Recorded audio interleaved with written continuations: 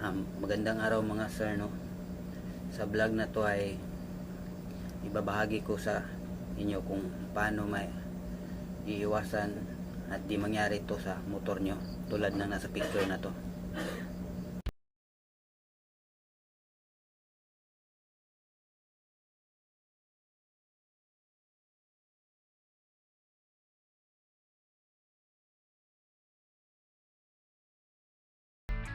So yun mga sir, no, nakita nyo yung dalawang stud bolt ng cylinder head ng Raider 150. So naputol siya, no, natsugi siya yung dalawa talaga.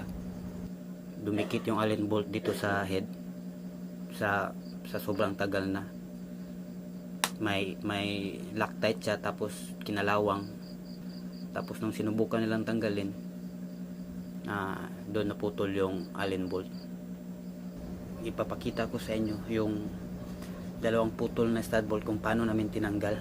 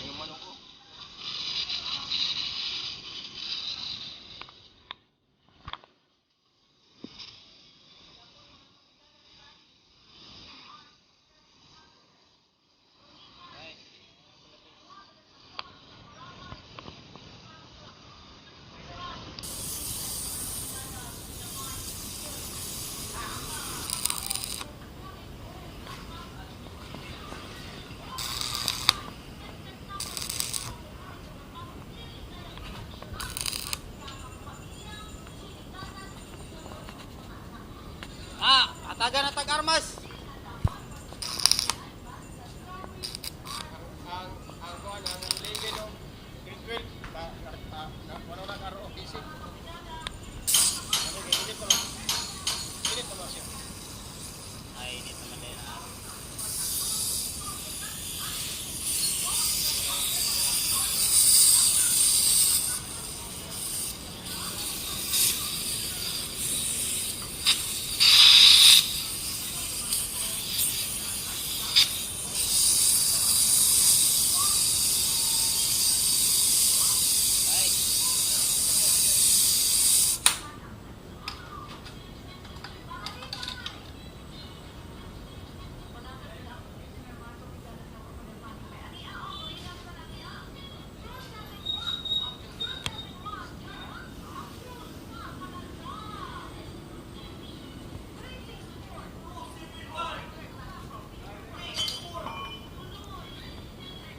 So yun sir, no, nakita nyo na kung paano katigas namin tinanggal yung dalawang stud bolt.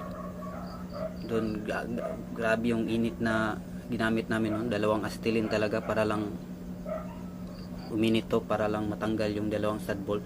So di siya madaling tanggalin, no. So paano natin yun maiwasan mga sir? Una sir, kung yung motor nyo bago nyo pang nabili o mga ilang buwan pa lang sa inyo, mas mainam na gawin nyo yung pagtanggal doon sa stud bolt, dalawang stud bolt, tanggalin nyo muna. Tapos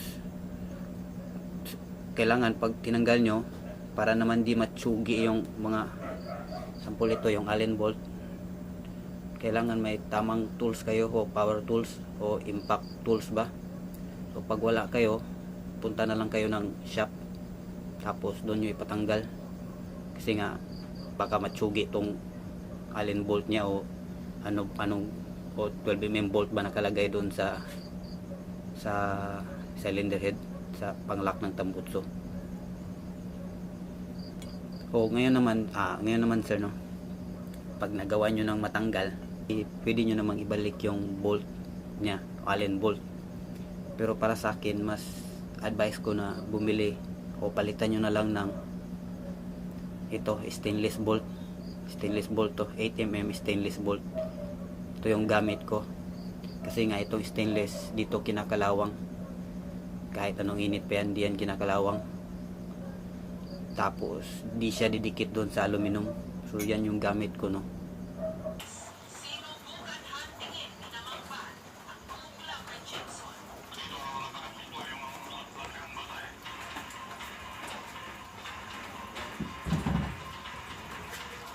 O pwede rin namang gayahin nyo to, yung ganitong paraan.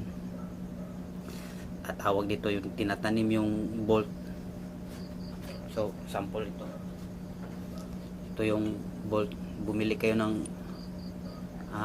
high tensile 8mm bolt, to high tensile to. Tapos gawin nyo mga sir, may papakita akong picture sa inyo. Ayan.